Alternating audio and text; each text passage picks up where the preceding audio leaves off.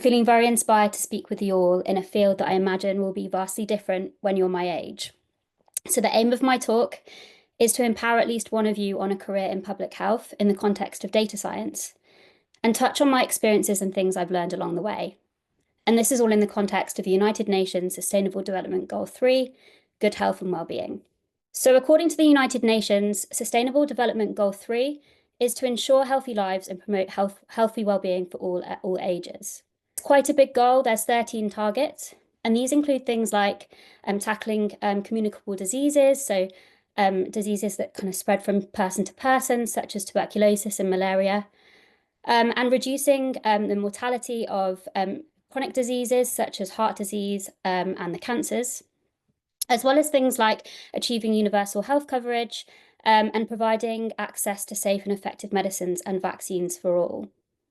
Ensuring healthy lives and promoting healthy living for all and at all ages is something I'm passionate about and something my career has been all about. I always wanted to be a doctor, predominantly to make a difference, but also I found it really interesting.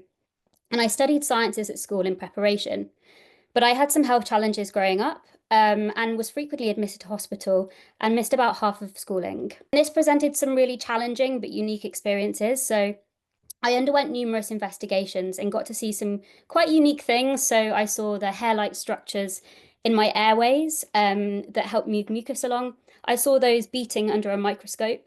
After telling them that I was interested in science and interested in medicine, they invited me back to the labs to watch these cilia beat. At the time, we weren't really sure what was going on. It was considered to be an immune system abnormality that we weren't yet able to detect. But thankfully, we were able to work it out. I started on a treatment when I was 19, where I received antibodies from other people, and I can now do this myself at the end of a workday. And this has allowed me to do a lot of the things I had aspired to do and works really, really well. Through this, I saw firsthand how technology and clinical care advancements can have a huge impact, which can really even be felt at the individual level. So this had inspired me to want to be a doctor. But actually, I realised I could contribute to health and well-being through other paths, and I went to university to study health sciences instead. Following my degrees, I came out fresh-faced, ready to kind of take on a career and expecting to just sort of roll into one. But this really wasn't the case, and I started off with a lot of rejections for both PhDs and jobs. And I was speaking to a family friend about this, and they said to me, "Oh, but you only need one yes." And this is such a simple quote, but so true, and something I still think about now. And I finally got that yes. I ended up working in kind of clinical research, finally got that clinical experience, got some experience working in kind of the community and in hospitals as well. But I was feeling I wanted to direct my own research. I was very interested in kind of data analytics. So I continued applying for PhDs throughout. So this took many years to get into. I felt a bit old when I started in comparison to the rest of my cohort, which on reflection, I wasn't. But I think this was actually a really good time for me. And being a bit older as well made me kind of more, I suppose, experienced in understanding how I learn and things like that. And I had the opportunity to work on these amazing studies where people have followed over time. And they have provided an immense understanding of health, such as highlighting how social inequalities can impact on health outcomes. And some of these studies have been followed since birth and through their life. And they're now older, so age-related diseases like late onset dementia can be studied. And this is really critical for diseases like dementia because there's a long period before someone is diagnosed where disease is accumulating. And this presents the opportunity to kind of intervene before the disease advances to the diagnostic stage. So in my PhD, I looked at a few of these studies to understand whether particular molecules in the blood before you would typically see a diagnosis are associated with early disease markers of dementia. And the aim of this was to identify potentially modifiable targets, for example, through drugs or lifestyle interventions. So the biological molecules in the blood that I looked at were called metabolites. And this was quite a growing field when I started my PhD, quite new in that space. So metabolites include things like glucose, cholesterol, and there's hundreds of thousands of these in the body. And you typically find that they're very correlated with each other because they may be part of the same biological process. So as you can imagine, looking at relationships of each individual one would not only be computationally intensive, but also really hard to extract any meaningful insight. I used a particular type of statistical approach that finds patterns in the data and grouped these metabolites into densely connected groups. And then I looked to find the key drivers of these groups. So these are the ones I've kind of coloured as a brighter colour that were most highly connected, with the hypothesis that these were most likely to be driving associations and also would be a better target to intervene on. I then looked at their associations with markers of early dementia. So, for example, reductions in processing speed, so the speed at which your brain processes information, kind of memory scores, and the size of particular areas of the brain involved in memory. And I followed up with a particular statistical method that uses large-scale data to estimate causal relationships provided certain assumptions are met. If that doesn't mean anything to you, don't worry, but this basically is because sometimes and quite often associations can occur because of particular biases, and this is better able to handle those. So we found some interesting initial findings, so particular kind of fatty molecules that were associated with the size of certain areas of the brain. And I think this field will be really exciting over the coming years. So I noticed a big change during my PhD with the increased sharing and availability of data and analytical code, the growth of statistical techniques, diversity among studies, computational power to kind of speed up analyses and cope with more large-scale data, and then also the creation of global consortia so people can collaborate and advance research together, as well as online platforms such as Zoom and Teams being used to be able to communicate with each other more regularly. And the field when I finished my PhD was actually very noticeably different from when I started. And I think my thesis was probably out of date only a few months following my PhD. I never really thought that I'd be able to write a book on my work. I didn't really think about it until my final year. It felt a little bit overwhelming, but I got there and it was very rewarding. I think that some of the tools in independent study that I picked up through missing school came in handy, but it was a learning experience for sure. And along the way, I picked up some skills that I think are a great foundation for a variety of jobs. I've highlighted a few of those here. So you may have also heard of the Alan Turing Institute. So I went here to expand my horizons and learn from people applying similar methodologies in completely different contexts. So during my PhD, I read a couple of papers in my first year, and I thought, bingo, these are so useful. Got to the method section, and they were about tomatoes and cows. And from that, I realized that actually broadening your horizons and learning from other people that might not be directly in your field can really advance it.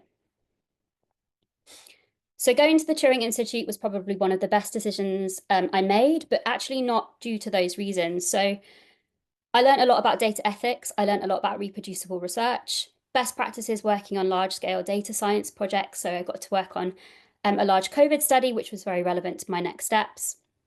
And I also found that a PhD was a very solo experience, whereas here I was learning to collaborate. So I will go quite quickly over this one. I absolutely loved it, but very much on an academic track. I did a postdoc at UCL where I worked on infections in relation to early dementia, as well as kind of risk factors of long COVID, so transitioning into this more kind of infectious diseases space.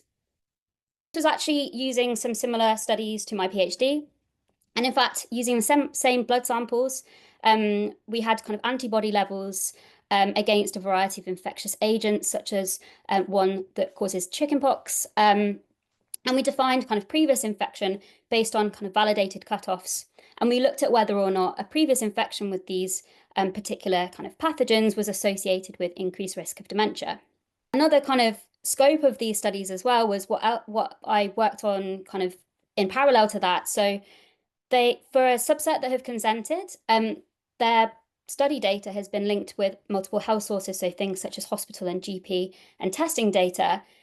So we looked at associations of particular kind of risk factors with long COVID through that. You can see the kind of variety and depth of data available these days offers a lot of opportunity for growth and research. And I think that this will continue to flourish. It can be a bit complicated though, because if you think of an example of when you might have filled in a survey versus what your GP might have of the same kind of variable, and similarly in hospital as well, these can all disagree with each other and it can get quite complicated. Really, really interesting kind of challenge to overcome. And I found that my kind of experience working in these working in hospitals and also my own kind of personal experience was really useful as well when thinking about the kind of nuances of data. So I really liked the variety of postdoc experience. My team were brilliant, but I was feeling really, really lost. Um, I'd kind of always been working towards that, but it didn't really feel quite right. I was desiring to feel closer to the public health frontline and interested in work directly influencing policy, but I was not sure how to get there and what was really available out there. So I wrote a list of what I liked doing, what I don't like doing, where my skills lie, what I want to develop further. And this then led me to the UK Health Security Agency. So I saw a post for a principal scientist working on the surveillance of respiratory viruses. This was a bit of a U-turn from what looked like a pretty solid direction in the academic space. But I followed my gut and I just decided to go for it. And I'm really, really glad that I did. Here, I manage a team of scientists working on kind of monitoring respiratory viruses such as the flu. And the aim is to understand what's currently happening with these viruses to inform public health response measures and detect any emerging trends. And we monitor these viruses in a variety of ways. So, someone with flu, for example, can be infected but have no symptoms. Then you've got people who have symptoms, people who visit the GP, people who go to hospital, and people who sadly die. It's possible to kind of understand and monitor the burden of flu and address the kind of complex needs with just one system. And we use a wide variety of systems across a wide variety of these levels to build a picture of what's going on. So this can extend from things like kind of symptom surveys, kind of Google, laboratory testing, and hospital, and so on. During winter, each week, leads from each of the individual kind of systems work together and pull this together into a report, which is then published on the Gov website, with a summary also fed into the data dashboard. And the data is vast and complex, so a wide kind of range of coding skills are used, so things like SQL, R, Python's data, as well as really, really extensive kind of data quality checks. I manage a team of scientists working on more severe cases requiring hospital admission, and then also another based in the community, which primarily looks at symptoms, but is able to follow through to kind of medical use as well. So this is called Flu Survey. So Flu Survey is a crowdsourcing surveillance tool looking at respiratory virus symptoms in the community, and it's been running since 2009. Amazing about Flu Survey is it's entirely contributed by the general public. So each week, volunteers from across the country report whether they're experiencing any symptoms through a quick survey. And this helps us spot trends early and understand the burden of viruses in our communities. Because it doesn't rely on people taking a test or visiting kind of the GP or a hospital, it highlights trends that we wouldn't really see through other health systems. Using this data, we look at trends in specific combinations of symptoms, such as those that are kind of indicative of flu-like illnesses. This and we produce reports to understand and inform the burden of illness in the community. This is all very fast-paced because it's typically on weekly data from Monday to Sunday. All of these analyses, all of these data quality checks happen. We work with a variety of teams, and then the report is published to the public on a Thursday afternoon. So it turns out being a doctor is not the only way to make a difference. I took a very sciencey route, but among my direct colleagues, there's someone at the same level who she did an archaeology degree, someone else who works a lot with kind of data. He did a classics degree.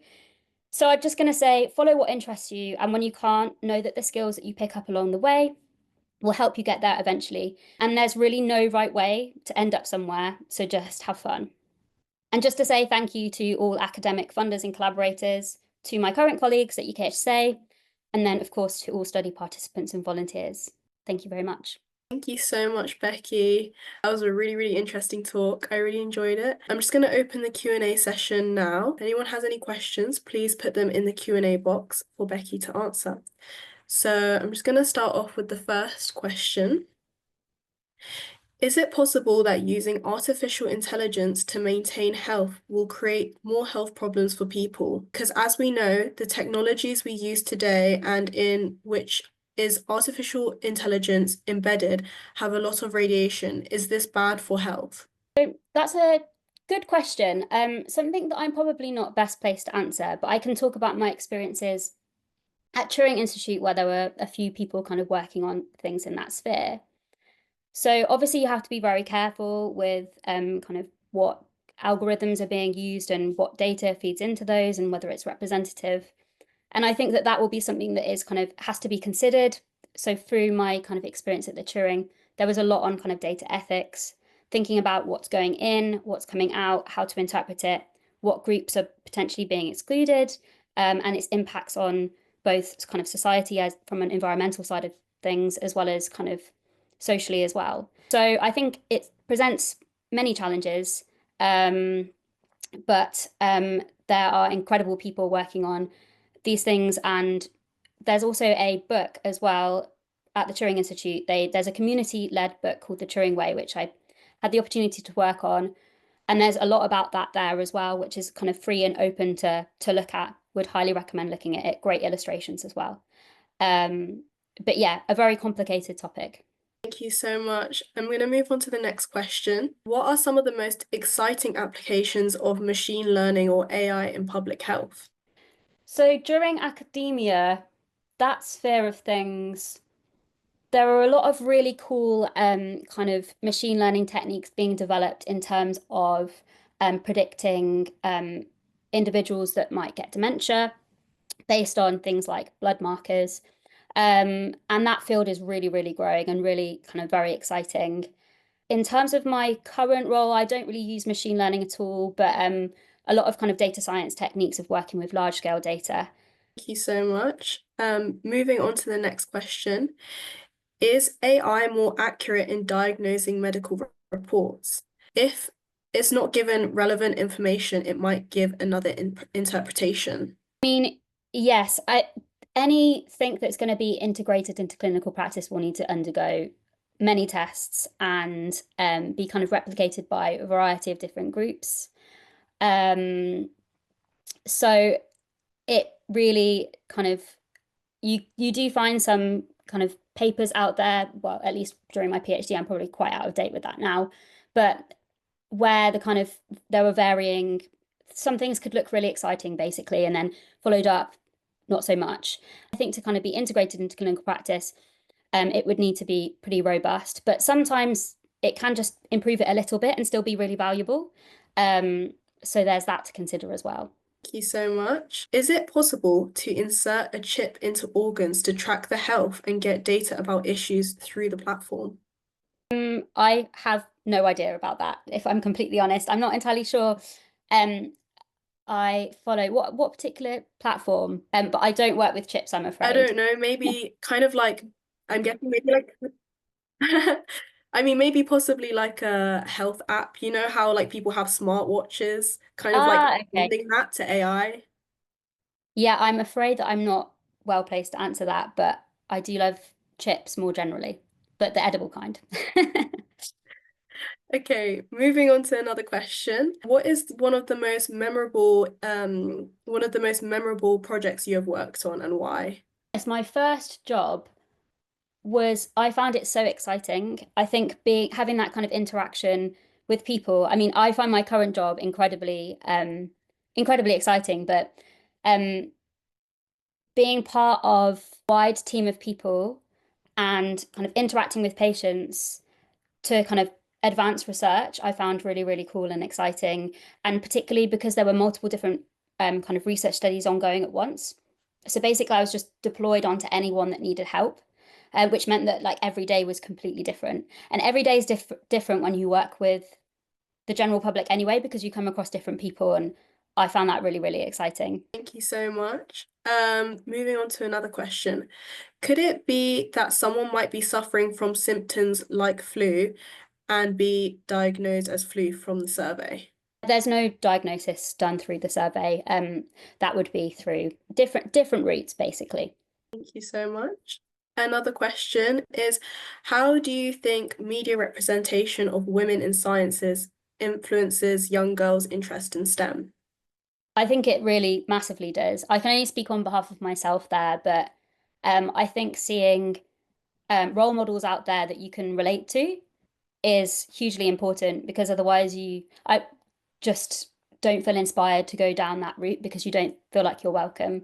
I even had that for sport growing up. I really liked football, and I think if I'd have kind of had more of a kind of role model in that football space, I would still be playing now. But I kind of didn't. So I think it's just very important to have that representation there and have those role models to look to and aspire to as well, and people to be available to kind of discuss how you can get there as well. I think it can feel a bit kind of a bit of a daunting path sometimes, but my door's always open. People are much more open, I think, than it feels like from afar. No, I completely agree. I guess it kind of highlights the importance of like events like this, to open the doors and like get people interested and have that like representation. 100%. And even in terms of things like figures in books and like textbooks, online books, teaching materials, um, it's important through a variety of different means, basically. Yeah, and this event has been amazing. Thank you so much. I'm going to move on to another question now. I mean, this is quite similar to one of the other questions. What has been one of your most interesting experiences within your career? I would say now bringing it back to my current role, I think working on something where there you can see the impact really, really quickly. You can see the output super quickly. This report that's published on a Thursday, you're working so hard at the start of the week to quality assure and run analyses and things like that. And then seeing it out there and seeing people kind of comment on it and it being used to kind of inform on public health response measures. I find that so interesting and so kind of invigorating as well. And definitely was what I think I was trying, kind of searching for a little bit in academia. Um, so yeah, I find that really interesting. And just every day is a school day. Like I learn so much every single day. You can really think that you've like got a to-do list and this is exactly how it's going to go out, but it's quite a kind of unpredictable space in that like there's a lot of different things that you can be asked to do and things just kind of inevitably crop up. And I think that's really kind of exciting and interesting to me. Thank you so much. Just last couple questions as we are almost at half past. Did your past experiences help shape you become the person you are today and your profession?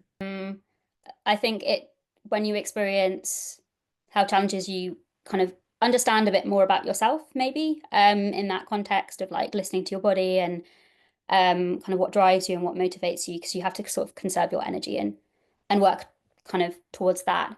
It also kind of inspired me to want to give back. There were people that I interacted with when I was in hospital and things like that that I still remember to this date. And they will have no idea that I would still remember them, but I really, really do. And to have that kind of level of impact on someone is incredible. Um, but yeah, and also just, I suppose, not being able to do things for quite some time.